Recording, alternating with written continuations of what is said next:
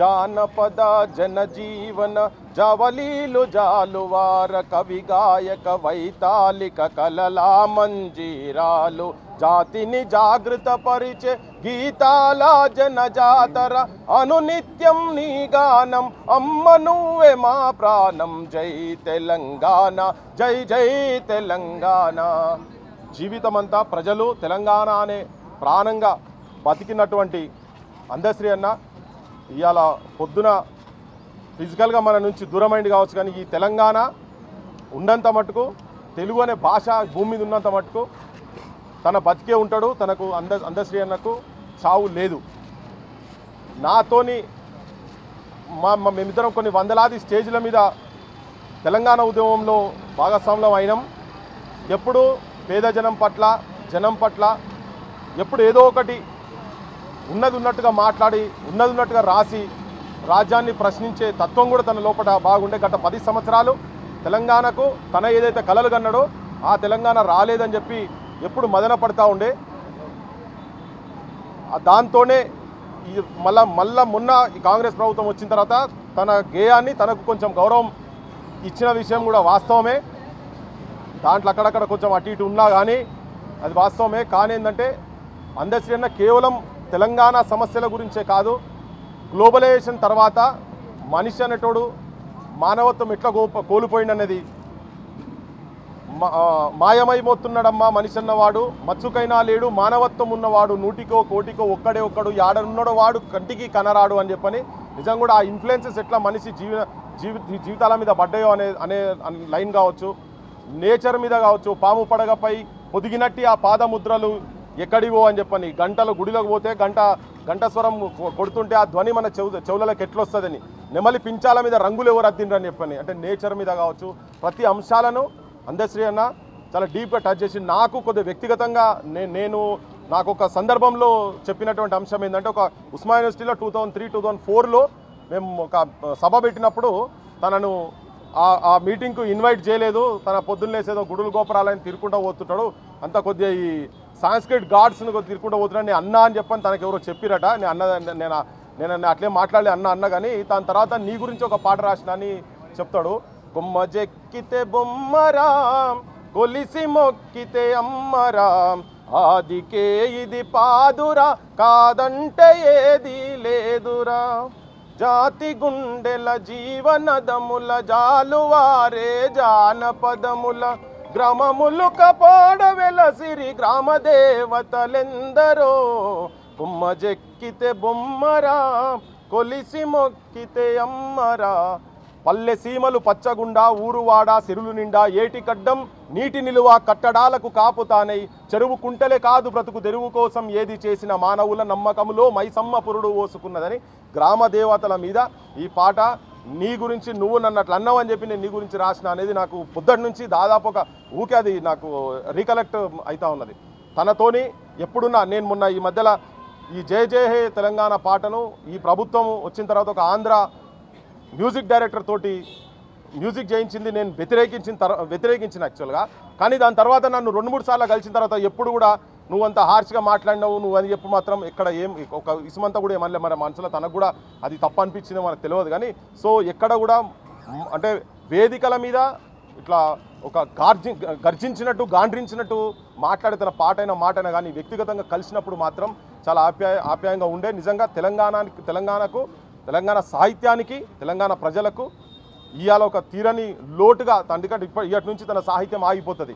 కానీ ఒకటి ఊకే చెప్తా ఉండేందంటే సముద్రాల మీద నదుల మీద నేను పాటలు రాయాలి అని మొత్తం ప్రపంచం మొత్తం తిరిగిండు. ఆయన నైల్ నది దాకా కూడా పోయిండు, కానీ ఆ పాట ఇంకా మొత్తం బయటికి రాలేదు. చిన్న ఆ పాట రాలేదు. దాని గురించి అసలు యాక్చువల్గా మరి ఇక్కడ రాసి పెట్టిపోయిండో తెలియదు, కానీ అది వినాలని చెప్పని ఉంటా ఉండే. కానీ లోపల అన్న పోయిండ్రు.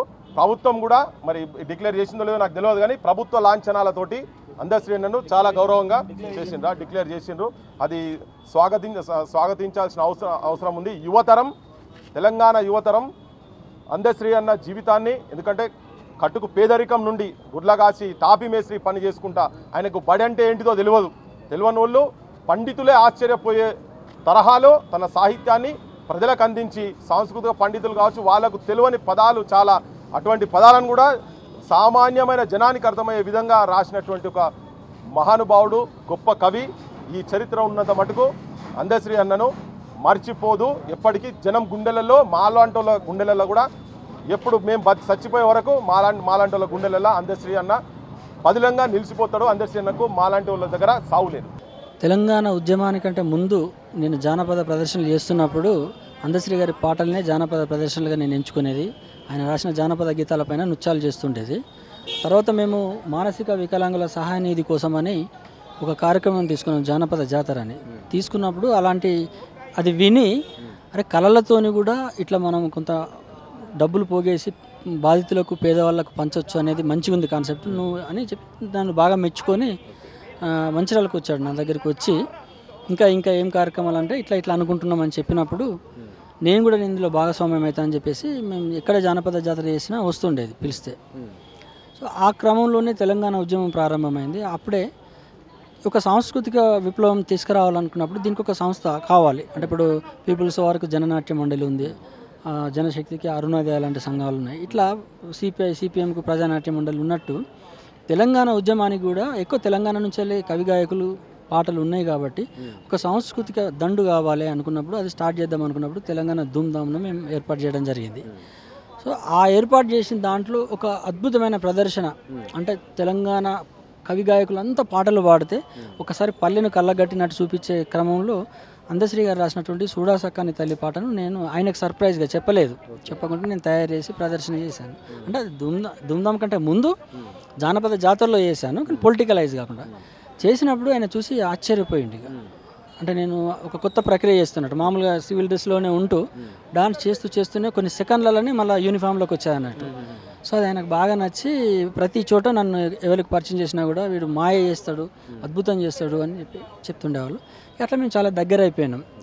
ఆ కొనసాగింపు ఆయన ఏ పాట రాసినా ఏదైనా ఉన్నప్పుడు మాట్లాడేది, వినిపించేది. అసలు నిప్పుల వాగు పుస్తకం, అంత పెద్ద పుస్తకం రాసే ముందు మాటల్లో ఒక విమలక్క కోసము, గద్దర్ గారి గురించి, నా గురించి మాత్రమే ఒక పేర రాసిన. అంటే అంత దగ్గర నేను ఆయనకు నా వ్యక్తిత్వం కావచ్చు, నా నడవడిక, నాకు సంబంధించిన ప్రతిదీ నచ్చుతుంది. నేను కూడా ప్రతిదీ ఆయనను సలహా అడుగుతా, బాబు నేను ఇలా చేద్దాం అనుకుంటున్నాను, చేయాలా వద్దా అంటే నేనేం చెప్తాను ఆయన అంటే నువ్వు ఏదోటి చెప్పు, నువ్వు చెప్తే నీ నోటి నుంచి వచ్చిందని పట్టుకొని నేను చేస్తా అని అనేది నవ్వేది, కాసేపు ఉండేది. మేము మాట్లాడుకున్నా కూడా ఎప్పుడైనా గంటన్నర, అర్ధ గంట ఇట్లా మాట్లాడుకునేది ఫోన్లలో. సో ప్రతిదానికి కూడా ఆయన గైడ్ చేస్తుండేది. ఆయన సాహిత్యం కూడా, ప్రతి సాహిత్యం కూడా చెప్పుకుంటూ పోతే ఒక్కొక్క లైన్ కూడా చాలా అద్భుతమైనటువంటి పోయేట్. అది ఒక మట్టి కవి రాస్తాడు, ఇట్లాంటి పాటలు రాయగలుగుతాడు, ఒక మనిషే రాయగలుగుతాడు ఒక పాటను ఈ స్థాయిలో ఇప్పుడున్న జనరేషన్లో అంటే ఎవరు నమ్మలేని పరిస్థితి ఉంటుంది. అంత అద్భుతంగా పాటల్లో సాహిత్యం ఉంటుంది. దాని గురించి మనం చెప్పాల్సినది, అది ప్రపంచమంతా గుర్తించింది. అందుకే ఆయన లోక కవి అయిండు. కొంతకాలం తెలంగాణ ఉద్యమంలో క్రియాశీలకంగా పాల్గొన్నప్పటికీ కూడా ఆయన వ్యక్తిత్వం, ముక్కుసూటితనం ఉంటుంది కాబట్టి అప్పుడు జయ జయ తెలంగాణ పాట రాసినప్పుడు బాలసుబ్రహ్మణ్యం గారు ఆ పాట పాడుతానంటే ఒక లైన్, లాస్ట్ లైన్, స్వరాష్ట్రమై తెలంగాణ స్వర్ణయుగం కావాలంటే కలిసి ఉంటే కలదు సుఖం అనే పాటలు పాడిన నేను అసొంటి విడిపోవాలనే పాట నేను పాడనని బాలసుబ్రహ్మణ్యం అంటే ఈ ఒక్క లైన్ మారిస్తే నేను పాడతాను అన్నప్పుడు అప్పుడు బాలసుబ్రహ్మణ్యంతో పాడించుడు అంటేనే అదొక పెద్ద క్రేజ్. ఆ టైంలో అందశ్రీ గారిని మేము అడిగితే అందశ్రీ గారు బాలసుబ్రహ్మణ్యం కాదు, ఆయన తాత చెప్పినా కూడా నేను వినా, ఒక్క అక్షరం కూడా మార్చాల్సిన అవసరం లేదు అని పట్టుబడితే మనం వేరే సింగర్తో పాడించినాం. అంటే ఆయన సాహిత్యాన్ని ఆయన కూర్పు చేసినటువంటి పదాలని ఒక్క పదాన్ని అటు ఇటు చేసినా ఆయన ఒప్పుకునేవాడు కాదు. సో ఆ పట్టుదల మొన్న చేసినప్పుడు కూడా 36 చరణాలు రాస్తే 36 చరణాలు రికార్డింగ్ చేయించుకున్నాడు. సరే మనం పాడుకోవడానికి అంత లెంత్ బాగుండదు కాబట్టి ప్రార్థన గీతంగా 2 చరణాలు ఉండొచ్చు, కానీ అదే ప్రభుత్వంతో 36 చరణాలు పాట రికార్డ్ చేయించాడు. సో ఏదున్నా ముక్కుసూటిగా చెప్తాడు, అప్పుడే అంటే తిడతాడు, మళ్ళీ వెంటనే ఒకవేళ ఆయన ఏదో ఆవేశంలో ఏదైనా కోపం వచ్చి ఏదైనా విషయంలో తిట్టినా కూడా మళ్ళీ ఒక 2 రోజులకు ఏమో మళ్ళీ గుర్తు చేసుకొని నేనేదో అప్పుడు అట్లా అన్నా కానీ ఇది కూడా కరెక్టే అనే పద్ధతిలో ఉండేవాడు. అని నాతోనే కదా అందరితోనే అట్లా ఉండేవాడు. సో అందశ్రీ అంటే తెలంగాణలో మనం చెప్పుకున్న ఒక కట్టడము, ఒక చార్మినార్, ఇట్లా వీటన్నిటిని పెట్టుకుంటూ పోతే ఒక గద్దర్ లాంటి లెజెండ్లలో అందశ్రీ ఒక గొప్ప కవి. ఆయన నేపథ్యము, ఆయన ఊరు, ఆయన చేసిన పని నాకు తెలిసి ఆయన నేను ఇంతవరకు మంచాలో పడుకోగా చూడలేదు. మేము ఎటైనా ఊరికి వెళ్తే కూడా బెడ్ ఉంటే కూడా కింద కటిక నేల మీదనే పడుకుంటాడు. కటిక నేల మీద ఎందుకు అంటావు నువ్వు అంటే పాము భూమి మీద ఉంటేనే దానికి బలం ఉంటుంది, లేకుంటే తాడు లెక్కనే చేతులకు వస్తే. నేను బలంగా ఉండాలంటే భూమి మీద పడుకుంటా అంటాను. ఆయన భూమిని కానీ ప్రకృతిని, నీళ్లను, వాగులను విపరీతంగా ప్రేమించే వ్యక్తి. అన్నకి ఏమన్నా హెల్త్ ఇష్యూస్ కానీ సమస్యలు కానీ ఏమైనా ఉన్నాయా అన్న? ప్రధానంగా మీతో మాట్లాడినప్పుడు కానీ, ఆయన మీతో కలిసి తిరిగినప్పుడు కానీ, అంటే ఆయనకు సంబంధించిన హెల్త్ మీద ఏమన్నా అంటే కాన్సన్ట్రేషన్ చేయలేదా? అట్లాంటి మీతో ఏమన్నా ఈ మధ్య కాలంలో మాట్లాడిండా? లేదు, ఆయన డాక్టర్ నాకు తెలిసి, నా దృష్టిలో. నేనే ఎప్పుడైనా కడుపు నొప్పి లేస్తుంది ఈ మధ్యలో రెగ్యులర్గా వస్తుంది ఏంది అని అంటే, ఆయన ఈ చెట్టు రసం పిండుకొని తాగురాబాయి, లేకుంటే ఈ కాయ వంకచ్చుకొని తినరాబాయి అని చెప్పేటాడు. ఆయనే యోగా చేస్తాడు, మెడిటేషన్ చేస్తాడు. ఒక యోగి, ఒక యోగులు అని ఉంటారు కదా అడవులలో, ధ్యానం చేసుకుంటూ బొట్లు పెట్టుకుని, ఆ యోగులు ఎంతనో తను అంతే. ఆ భోజనం స్టైల్ కానీ, టైమింగ్స్ కానీ, వాకింగ్ చేస్తాడు. అనవసరమైన ఫుడ్ ఏది తినడు. అనవసరం ఏదైనా రుచిగా ఉన్నది కదా అని ఒక ముద్ద ఎక్కువ కూడా తినడు. ఆయన మితహారి, ఎంత తినాలో అంతే తింటాడు. గడక తింటాడు. రోడ్డు మీద పోతూ నడుస్తూ మాట్లాడుతుంటే ఎక్కడైనా కరివేపాకు కనబడ్డదంటే తీసుకొని కరివేపాకు నమిలి తింటాడు. ఏదైనా ఆకు కనబడితే ఈ ఆకు ఫలానా దానికి మంచిదని నమిలుతాడు. మన చుట్టూ వాళ్ళకి కూడా తినబెడతాడు. సో ఆయనకి హెల్త్ ఇష్యూస్ ఉండే, అసలు పొల్యూషన్కు చాలా దూరంగా ఉంటాడు. ఆయన మానవ పొల్యూషన్కు దూరంగా ఉంటాడు, అన్ని రకాల పొల్యూషన్స్కు దూరంగా ఉంటాడు. చాలా స్వచ్ఛంగా జీవిస్తాడు. ఆయనకు హెల్త్ ఇష్యూస్ ఉండటానికి ఆస్కారం లేదు, మేమైతే వినలేదు. సరే, ఏదో ఈ మధ్యనైతే హెల్త్ బాగాలేదని ఉన్నది, సిక్ అయిందని అనేది విన్నాం. ఎందుకంటే నేను కూడా ఈ 2 వారాల నుంచి ఆయనకు ఎక్కువ టచ్లో లేను. మొన్న కనుక సీఎం గారి అన్నబిడ్డ పెళ్ళికి వెళ్ళి ఉంటే అక్కడ కలిసేవాడిని, కానీ వెళ్ళలేకపోయినాం కాబట్టి కలవలేదు. సో ఆయనకైతే హెల్త్ ప్రాబ్లమ్స్ ఉండవు. ఫైనల్గా ఎట్లా అనిపిస్తుంది అన్న? ఆయన మరణ వార్త వినంగానే మీకు ఎట్లా అనిపించింది? అంటే ఇక్కడ దాకా వచ్చారు కదా, ఆయనతో ఇన్ని సంవత్సరాలు మీరు కలిసి జర్నీ చేసిన ఈ నేపథ్యం ఏదైతే ఉందో, ఒకేసారి మన నుంచి లేడు అనే ఆ బాధ కావచ్చు, ఆ ఫీలింగ్ కావచ్చు, అది ఎట్లా ఉంది? ఒకసారి జనాలకు పంచుకునే ప్రయత్నం. మేము స్వచ్ఛందంగా అనేక రకాలుగా కష్టాలు పడుతూ సిన్సియర్గా బతుకుతూ వస్తున్నప్పుడు మమ్మల్ని గుర్తించి, అరే వీడు చాలా క్రమశిక్షణతోని, చాలా నిబద్ధతతోని మంచిగా ఉంటాడు, ఇంత మంచి టాలెంట్ ఉన్నప్పటికీ కూడా ఏడ ఫోజులు కొట్టకుండా సైలెంట్గా నిశ్శబ్ద విప్లవంగా పనిచేస్తాడు, వీళ్ళంటి మంచి జరగాలి అని కోరుకునే వ్యక్తులు ఒక 5-6 ఉంటే, 5-6లో గద్దర్ ఒకరు. ఆ తర్వాత తను చాలా ముఖ్యంగా నన్ను ఎన్నటికున్నా నువ్వు ఒక గొప్ప స్థాయిలో ఉంటావు అని ఆశీర్వదించే వ్యక్తి. నాకు కూడా ఒక ధైర్యము, బలము. ఎప్పుడైనా ఏదైనా బాగా బాధ వస్తే కూడా అందరితో చెప్పుకోలేనప్పుడు తనకు ఫోన్ చేసి చెప్పుకునేది. తను కూడా ఏమైనా బాధ అనిపించినప్పుడు కూడా నాకు ఫోన్ చేసి షేర్ చేసుకునేది. ఎవరి గురించి అయినా, అరే వీడికి ఇట్లా అంటాడట, ఈడెవడరా అసలు, వాడేవాడని కొంచెం ఫ్రెండ్లీగా అడుగుతుండేది. సో ఒక బలాన్ని అయితే కోల్పోయాను నేను. ఒక గద్దరన్న చనిపోయినప్పుడు నాకు ఎంత బలం కోల్పోయినట్టు అయిందో, నేను చెప్పినట్టు ఒక 5-6 ఉన్నారు. 5-6లో తను ఒకరు. ఇప్పుడు ఇంకొక బలం కూడా కోల్పోయిన వ్యక్తిగా బాధ ఉంటుంది కదా. నాకైతే నిజంగా గుండె బరువెక్కింది. నిజంగా నేను అంటే నా నోట్ల నుంచి మాటలు రాలేదు. ఎందుకోసం అంటే సుమారుగా 35 ఏళ్ళ నుంచి మా ఇద్దరి పయనం ఉన్నది. 35 సంవత్సరాలు. 35 సంవత్సరాల నుంచి మేమిద్దరము ఆల్రెడీ డబ్బులు లేక కొన్ని 100 కిలోమీటర్లు నడుచుకుంటూ పోయినటువంటిది. అసలు నీళ్లు దాగి ఉన్నటువంటి పరిస్థితి, ఒక పూట తిని ఒక పూట తిననటువంటి పరిస్థితి.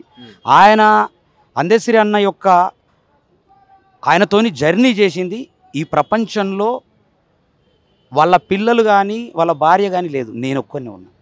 ఇలా కొన్ని 1000 కిలోమీటర్లు ఇద్దరం ఆల్రెడీ జర్నీ చేసిన సందర్భాలు ఉన్నాయి. ప్రతి డిసెంబర్ 31 తారీఖు నాడు మేమిద్దరం కలిసి ఆల్రెడీ బాసర పోయే వాళ్ళం అమ్మ దగ్గరికి. ఎందుకంటే అమ్మనే నన్ను నడిపిస్తూ ఉన్నది, అమ్మనే నాతో పాటలు రాపిస్తున్నది అనేటటువంటి ఎంతో విశ్వాసంతో ఉన్నటువంటి అందశ్రీ అన్నని ఇయ్యాల నిజంగా ఈ తెలుగు ప్రజలకే కాదు యావత్ ప్రపంచానికి దూరం కావడం చాలా చాలా బాధాకరం. ఆయన ఏ పాట రాసినా అందశ్రీ సహజ కవి, అదేవిధంగా లోక కవి సహజ కవి కాకుండా లోక కవి, అల్లే లోకాన్ని ఒక్కసారి చూసి అర్థం చేసుకున్నటువంటి కవి, లోకంలో జరుగుతున్నటువంటి ప్రతి అంశం తెలుసుకున్నటువంటి కవి. ఇవాళ ప్రకృతి మీద రాయాలన్నా, ఇవాళ డివోషనల్గా రాయాలన్నా, విప్లవాత్మకమైనటువంటి ఉర్రుతలుగిచ్చే పాటలు రాయాలన్నా, ఏ పాట రాయాలన్నా ఆయననే సాటి. ఆయనను అంత అద్భుతమైనటువంటి సాహిత్యము నేను ఎన్నో పాటలు చేసిన. శ్రీశ్రీ గారి నుంచి, సీనారాయణ రెడ్డి గారి నుంచి, గోరెటి వెంకన్న నుంచి, అందశ్రీ నుంచి, అదేవిధంగా సుద్దాల అశోక్ తేజ నుంచి, గూడాంజయ్య నుంచి, గద్దరన్న వరకు అనేక మంది రచయితల పాటలకు సంగీతం చేసిన నేను సాహిత్యం కోసం నాకు బాగా తెలుసు. చాలా నేను ఇష్టపడేటటువంటి వ్యక్తులలో అందశ్రీ అన్న ఒకడు. ఎందుకంటే ఆయన సాహిత్యం నాకు బాగా ఇష్టపడేది. నేను మాయమైపోతున్నాడమ్మా మనిషి అన్నవాడు అని ఇదే ఉస్మానియా యూనివర్సిటీలో ఆయన చెప్తా ఉంటే నేను పేపర్ మీద రాసిన అనేక పాటలు, అందశ్రీ అన్న పాటలు నేను ఫేర్ చేసిన. ఎందుకంటే ఆయనకు ఆల్రెడీ రాయటానికి రాదు కాబట్టి నేనే ఫేర్ చేసినటువంటి చరిత్ర ఉన్నది. ఎందుకంటే చాలామందికి అప్పటి ఉన్నటువంటి అనేక మంది మేధావులకు తెలుసు, మేమిద్దరము కొన్ని వేల కిలోమీటర్లు బండి మీద ఉద్యమం టైంలో మేమిద్దరం కలిసే పోయేది, బండి మీదనే పోయేది. బండి మీద పోయి ధూమ్ధామ్ అటెండ్ చేయాలా, రావాలా. సకల జనుల సమ్మె ఉంటే మేమిద్దరం కలిసి బోధాను, నిజామాబాదు, ఆ నిర్మల్ దాకా బండి మీద తిరిగి ఆల్రెడీ వచ్చి ఉద్యమంలో పాల్గొనేది. అలాంటి అద్భుతమైనటువంటి పాటలు రాసిన మరి సహజ కవి ఎల్ల మరి ఎందుకో పంచభూతాలకు, మరి పంచభూతాల కోసమే అద్భుతమైనటువంటి పాటలు రాసినటువంటి చరిత్ర ఉన్నది. ఇలా కొమ్మ జెక్కితే బొమ్మరా అనే పాట అద్భుతమైనటువంటి పాట. కొమ్మ జెక్కితే బొమ్మరా కొలిసి మొక్కుతే అమ్మరా. ఒక కొమ్మను చెక్కి ఒక అద్భుతంగా అడ్జేస్తే ఊర్లల్లో దాన్ని ఎంత అమ్మగా ఎట్లా కొలుతారో దాన్ని కళ్ళకు కట్టినట్లు. అదేవిధంగా బతుకమ్మ పాటలో చినుకమ్మ అనే ఒక పాట, అద్భుతమైన పాట. తర్వాత మోహన్ బాబు సినిమాలో అద్భుతమైనటువంటి చెల్లె పాట. ఆ బ్రహ్మ విష్ణు మహేశ్వరులను ఇలకు రప్పిస్తానమ్మ ఓ చెల్లెమ్మ అనే అద్భుతమైనటువంటి సాహిత్యాన్ని అందించినటువంటి అందశ్రీ అని ఇలా దూరం కావడం, ఇలా మనిషి మాయమైపోతున్నాడు. 84 లక్షల జీవరాశుల్లో మనిషికి స్వార్థం వచ్చింది. ఆ స్వార్థం వచ్చినటువంటి ఆ స్వార్థపరులు ఇట్లా మాయమైపోతున్నారు, ఈ మనిషి ఎట్లా మాయమైపోతున్నాడని ఆ పాట చాలా అద్భుతమైనటువంటి పాట. అది నేను ఫేర్ చేయడం కూడా నీకు నిజంగా అదృష్టం. కాబట్టి మాయమైపోతున్నాడమ్మా మనిషన్నవాడు ఓ మచ్చుకైనా లేడు సూడు, మానవత్వం ఉన్నవాడు నూటికో కోటికో ఒక్కడే ఒక్కడు, యాడ ఉన్నడు గాని కంటికి కనరాడు, మాయమైపోతున్నాడమ్మా మనిషన్నవాడు. నిలువెత్తు స్వార్థము నీడలాగొస్తుంటే చెడిపోక ఏమవుతాడమ్మా, ఆత్మీయ బంధ ప్రేమ సంబంధాల దిగజారుతున్నడోయమ్మా, అవినీతి పెను ఆశ అంధకారములోన చిక్కిపోయి నరుడు శిథిలమవుతున్నాడు. మాయమై అంటే మనిషికి నిలువెత్తు స్వార్థం వచ్చింది, ఎందుకు మాయమైపోతున్నాడనే దాని మీద పూర్తిగా ఒక పాటలోనే, ఒక భగవద్గీతలో ఈ సృష్టి రహస్యాన్ని ఒక పాటల్నే అల్లినటువంటి గొప్ప మహానుభావుడు, గొప్ప సహజ కవి ఇలా అందశ్రీ. ఇలా విప్లవాత్మకమైనటువంటి పాటలు రాయాలన్నా మళ్ళీ అందశ్రీయే సాటి. వాస్తవానికి అంత అద్భుతమైనటువంటి కవి. ఇలా ఉర్రు తలుగిచ్చినటువంటి ఉద్యమంలో ఆయన ఒక్క మాట అన్నాడు, ఎంత అద్భుతమైనటువంటి నాకు నచ్చినటువంటి ఎన్నో వేదికల మీద చెప్పిన నేను. నిప్పులు జరిగే తుపాకి రవ్వల గుప్పెటబట్టి నలిపేస్తాం, నెత్తురు జిమ్మేదారుల్లోన విత్తనాలమై మొలికేస్తాం. మీరు ఏం చేసినా విత్తనాలమై మొలికేస్తాం, లాఠీలిరిగినవో లడాయి మానం. పోలీసులారా మీరు లాఠీలు కొట్టినా మేము లడాయి మానం, పిడుగులు పడ్డావో మడమలు తిప్పం. సమాజహితమై సాగే పోరులో సావో రేవో సాగుతాము జైబోలో, తెలంగాణ గలగర్జనలా జడివాన జైబోలో. ఎంత అద్భుతం! ఇలా తెలంగాణ సమాజానికి అద్భుతమైనటువంటి మరి జయ జయ హే తెలంగాణ జననీ జయకేతనం అనేటటువంటి ఒక అద్భుతమైనటువంటి పాటను అందించిండు. నిజంగా అన్న యొక్క పాటలు ఒక 6 పాటలు నేను చేసే అటువంటి అదృష్టం కలిగింది. వాస్తవానికి అది డివోషనల్ చేశాను. ఇలా ఫోక్ రాయాలన్నా ఏదైనా విప్లవాత్మకమైనటువంటిది డివోషనల్ అయినా ఏదైనా చాలా అద్భుతంగా ఆయన అసలు డివోషనల్ ఇంత అద్భుతంగా రాస్తారని ఎవ్వరు కూడా ఊహించలేరు. వాస్తవానికి అసలు అద్భుతమైనటువంటి డివోషనల్ రాశాడు. ఎంత అద్భుతమైనటువంటి డివోషనల్ అంటే అంత అద్భుతమైనటువంటి డివోషనల్ రాసిండు. జానపదం రాసిండు. అల్లి బిల్లి అంగూర తోట అని అద్భుతమైనటువంటి పాట, అది ఫోక్ సాంగ్. ఏదైనా ఏ సాహిత్యమైనా ఇలా ఒక డప్పు మీద అద్భుతమైన పాట రాసిండు. డప్పు మీద అంటే ప్రజలకు తెలియనటువంటి అనేక పాటలు ఉన్నాయని వాస్తవానికి ప్రజలకు రాలే. వాస్తవానికి మాదిగయ్యల మేధ నుండి పురుడు ఓసుకున్నది, మానవజాతులను ఎప్పుడు నిదురలేపుతున్నది, నీతి నియమము నీతి నియమము దాల్చకుండా ఖ్యాతిగా వర్ధిల్లె జగమున ఎంచి చూడగా పంచమాశ్రుతి పంచజన సంగీతమై దాని పేరే డప్పురా అది మ్రోగే దరువుల నిపుర. అసలు ఆ డప్పు మీద అద్భుతమైనటువంటి పాట రాసినటువంటి ఇలా అందశ్రీ అన్న లేకపోవడం నిజంగా దురదృష్టకరం. కొన్ని వేల కిలోమీటర్లు మేమిద్దరం ప్రయాణించినటువంటి సందర్భాలు ఉన్నాయి. మరి నిజంగా తెలంగాణ రాష్ట్రంలో ఆయన గీతాన్ని ఆల్రెడీ తెలంగాణ ప్రజలకు అందించి గీతాన్ని ఆల్రెడీ జాతీయ గీతంగా ప్రకటించిన తర్వాత ఎంతో ఆనందపడి నిజంగా గద్గద స్వరంతో ఆయన ఏదైనా సినిమా చూస్తే మేమిద్దరం సినిమాకు పోయేది చాలా సందర్భాల్లో సినిమా చూస్తే అక్కడెక్కడన్నా ఏదైనా పేదవాళ్లకు ఏదైనా సీన్ వచ్చిందంటే విపరీతంగా ఏడ్చేసేది టోటల్గా. అసలు ఎంత అంటే తట్టుకోలేనటువంటి పరిస్థితి. ఎందుకంటే ఆయన అనుభవించుండు కాబట్టి, పేదరికం అనుభవించుండు కాబట్టి ఆ పేదరికాన్ని తట్టుకోలేనటువంటి పరిస్థితులలో కొన్ని వందల సార్లు నా ముందట ఏడడం జరిగింది.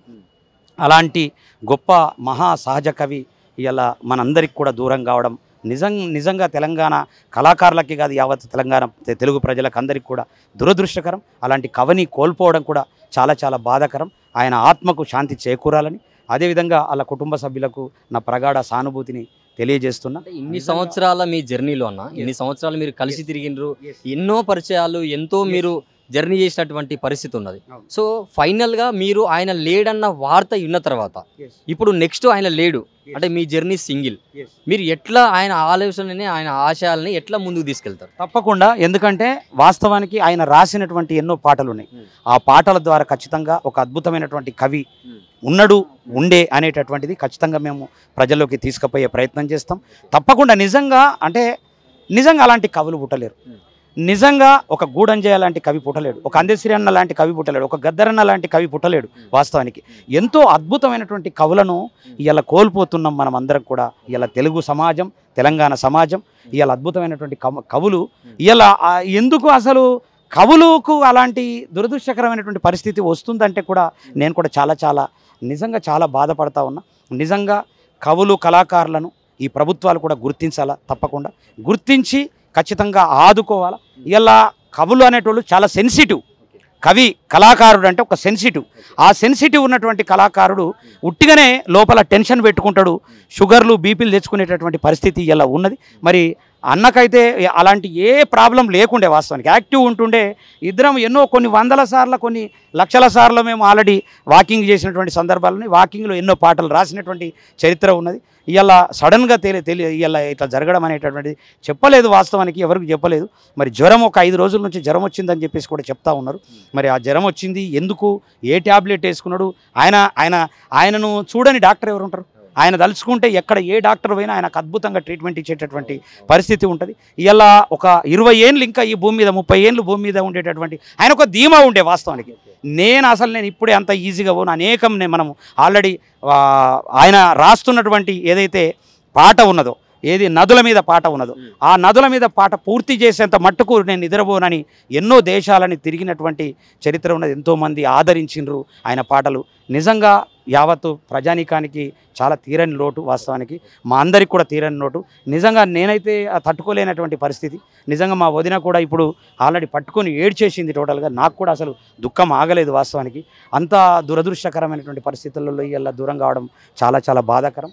అన్న ఆత్మకు శాంతి చేకూరాలని, అదేవిధంగా వాళ్ళ కుటుంబ సభ్యులందరికీ కూడా నా ప్రగాఢ సానుభూతి. మరి పిల్లలు ఆల్రెడీ పెళ్ళిళ్ళకు ఉన్నది. ప్రతి ఒక్క కళాకారుడు ఆదరించాలా, వాళ్ళ పిల్లల్ని కూడా చూడాలా, గవర్నమెంట్ కూడా చూడాలా. ఖచ్చితంగా పిల్లలకు కూడా మేమున్నామని చెప్పేసి మేమైతే ఉన్నాం. ఖచ్చితంగా ప్రభుత్వం కూడా అండగా ఉండి పిల్లలకు అన్ని రకాలుగా చూడాలని చెప్పేసి కూడా నేను రిక్వెస్ట్ చేస్తూ ఉన్నా. నిజంగా ఈ తెలంగాణకు ఆ జాతీయ గీతాన్ని మరి బయటకు తీసుకొచ్చినటువంటి రేవంత్ రెడ్డి గారికి కూడా ప్రత్యేకమైనటువంటి కృతజ్ఞతలు. నిజంగా చాలా బాధాకరం. అందశ్రీ అన్నతో నేను చేసిన ప్రయాణం చాలా అద్భుతమైన మధుర క్షణాలు. ఆయనతోటి నేను మొదట తెలంగాణ ధూమ్ధామ్ వేదిక కామారెడ్డి పోతున్నప్పుడు నేను, అందశ్రీ అన్న, నా పెద్ద కొడుకు ప్లస్ గూడాంజన్న మేము పోవుకుంటూ నేను ఒక కావ్యం రాసిన.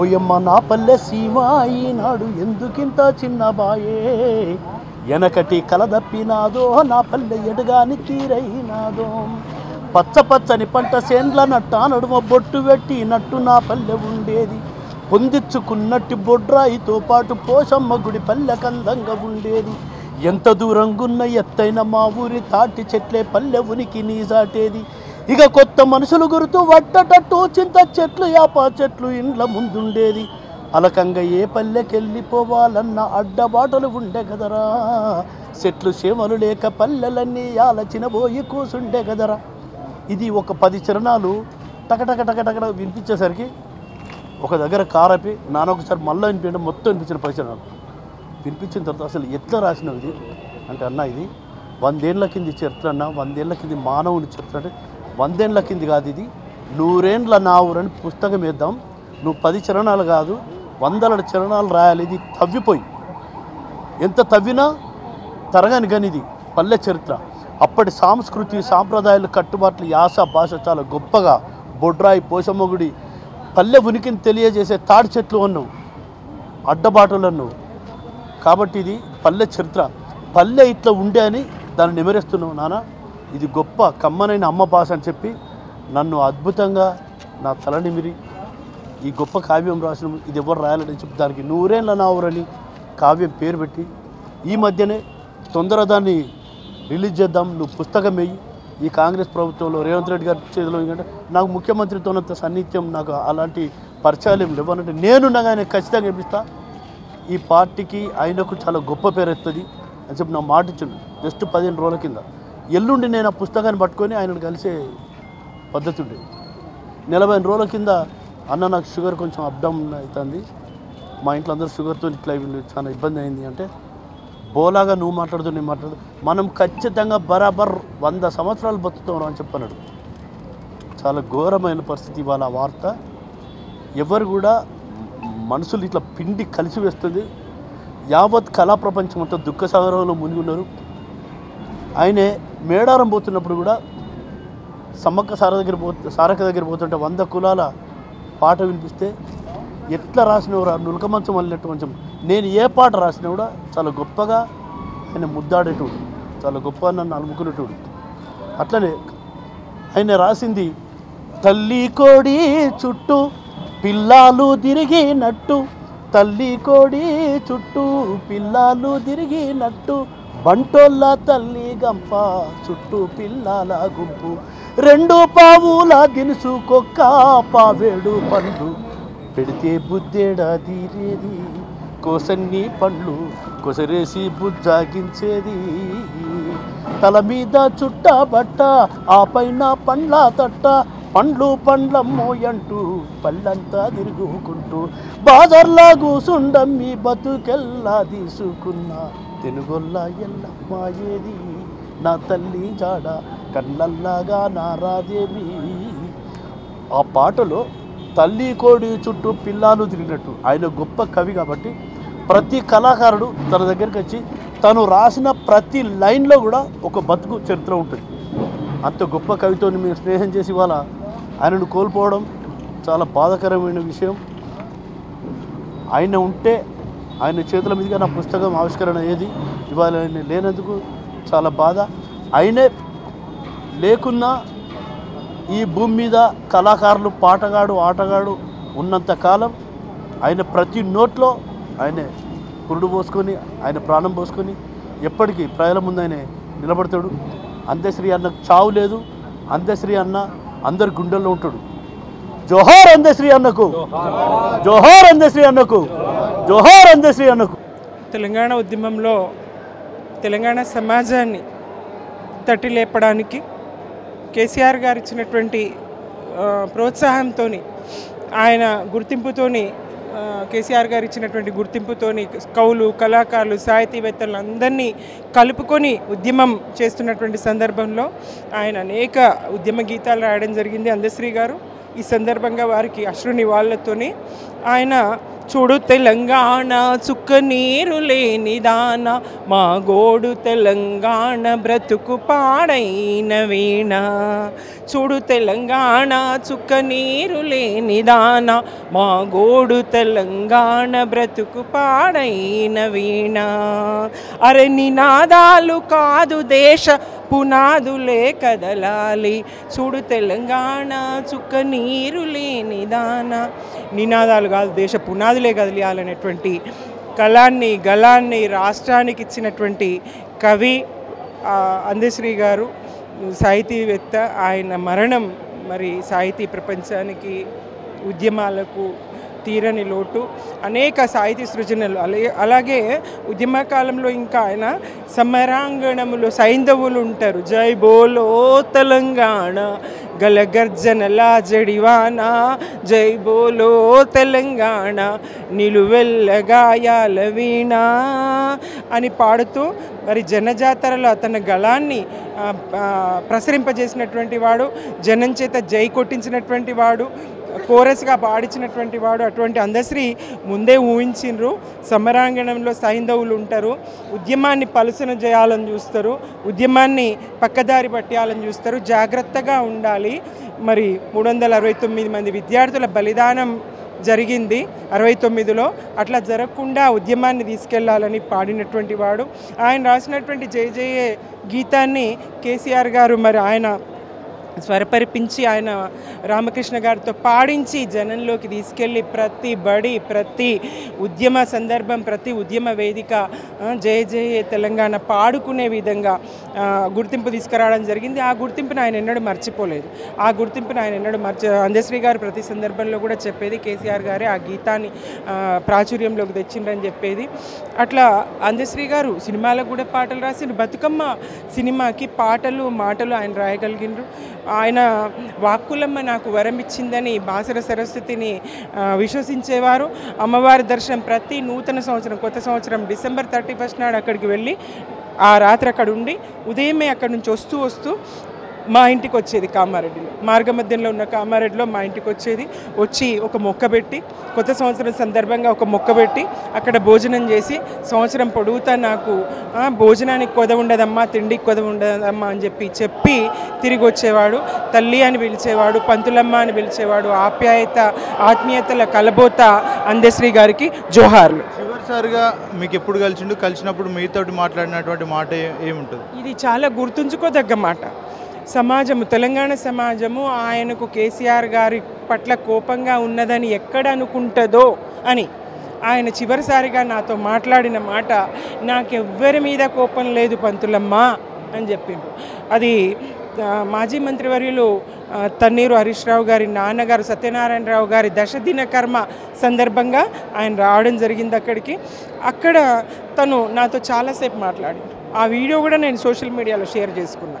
అక్కడ నాకు ఎవరి మీద కోపం లేదు పంతులమ్మ అని చెప్పడం జరిగింది. అంటే నాకు కేసీఆర్ గారి పట్ల ఎలాంటి కోపం లేదని చెప్పడం జరిగింది. పరిస్థితులు మెల్లమెల్లగా ఆయనకు అర్థమవుతూ ఉన్నాయి. రాష్ట్రంలో ఏం జరుగుతుందనేది ఆయనకు అర్థమవుతూ ఉన్నది. ఇంతలోనే మృత్యు ఆయన్ని కబలించింది. విచారకరం. వాస్తవాలు ఆయన తెలుసుకుంటున్నటువంటి సందర్భంలోనే ఈ మృత్యు ఆయన్ని కబలించింది. ఆయన అకాల మరణం తెలంగాణ సమాజానికి తీరని లోటు. ఆయన ప్రజల పక్షాన గొంతు విప్పే సందర్భం, మాట్లాడే సందర్భం, ప్రశ్నించే సందర్భం లేకుండా జరిగింది. అంటే ఏం చెప్పిండు అంటారు? ప్రధానంగా ప్రభుత్వం వైఫల్యాలు అని చెప్పిండా, లేకపోతే ఇంకే వేరే కారణాలు ఏమని చెప్పిండు? ఆ వేదిక అక్కడ మాట్లాడుకునేది వేదిక కాదు. అయినప్పటికీ నాకు ఎవ్వరి మీద కోపం లేదనే మాట అయితే అక్కడ చెప్పడం జరిగింది. అంటే గత ప్రభుత్వం మీద నాకు ఎలాంటి కోపం లేదనే మాట బహుశా ఆయన పునరాలోచనలు పడిండేమో, అందుకే ఆ మాట వచ్చిందేమో. మళ్ళీ మాట్లాడదాం, మళ్ళీ కలుద్దాం అని చెప్పడం జరిగింది. మళ్ళీ కలవకుండానే, మళ్ళీ మాట్లాడకుండానే, విషయం చెప్పకుండానే ఆయన ఏమనుకుంటున్నాడు, పాలన ఎట్లా ఉన్నది, దాని పట్ల ఎట్లా స్పందించబోతాడు అనేటువంటిది తెలియకుండానే ఆయన ఈరోజు మరి అకాల మరణం చెందిండ్రు. ఏది ఏమైనా కవి రవి లాంటి వాడు, అంతా చూసేవాడు. ఆయనకు జరుగుతున్న పరిజ్ఞానం లేకుండానే ఇంత పెద్ద ఎత్తున కవి అని గుర్తింపు తెచ్చుకున్నాడు, ప్రజల గుండెల్లో స్థానం సంపాదించిండు. ఎట్లా చూస్తున్నారు? చెప్పిన కదా బాసర సరస్వతి అమ్మవారిని బాగా నమ్మేది, విశ్వసించేది. ప్రతి సంవత్సరం తప్పకుండా నూతన సంవత్సరం ఆ అమ్మ దర్శనంతోనే ప్రారంభించుకునేది. నాకు అక్షరజ్ఞానం లేకున్నా ఆ బాసరమ్మ వాక్కులమ్మ నాకు వరం ఇచ్చింది అని ఆయన గొంతెత్తి పద్యం పాడేవాడు. పద్య రచన, గేయ రచన, సినీ గేయాల రచన ఒక్కటి కాదు, అనేక. కొమ్మ జక్కితే బొమ్మరా, కొలిచి మొక్కితే అమ్మరా, ఆదికే ఇది పాదురా, కాదంటే ఏది లేదురా. కొమ్మ జక్కితే బొమ్మరా. విశ్వాసాలు ఎట్లా ఉంటాయి ప్రజల్లో, నమ్మకాలు ఎట్లా ఉంటాయి, అది ఒక కొమ్మగా ఉంటే కొమ్మనే, దాన్ని చెక్కితే గ్రామదేవతలు పోషమ్మ, మైసమ్మ, నల్లవోషమ్మ, ఇవన్నీ గ్రామదేవతల రూపాలు చెక్కతోనే మనం రూపుదిద్దుకుంటాయి. అది అద్భుతంగా తెలియజెప్పిండు ఆ పాటలు. ఒక్క పాట కాదు, అనేక సాహితీ కోణాలు, సినిమాలకు కూడా రాయగలిగినారు. నారాయణమూర్తి గారితో అనుబంధం, ఉద్యమకారులతో అనుబంధం, గొప్ప సాహితీవేత్త, గళము రెండు తెలంగాణ జాతికి అవసరమైన సందర్భంలో దూరం కావడం అయితే విచారకరం.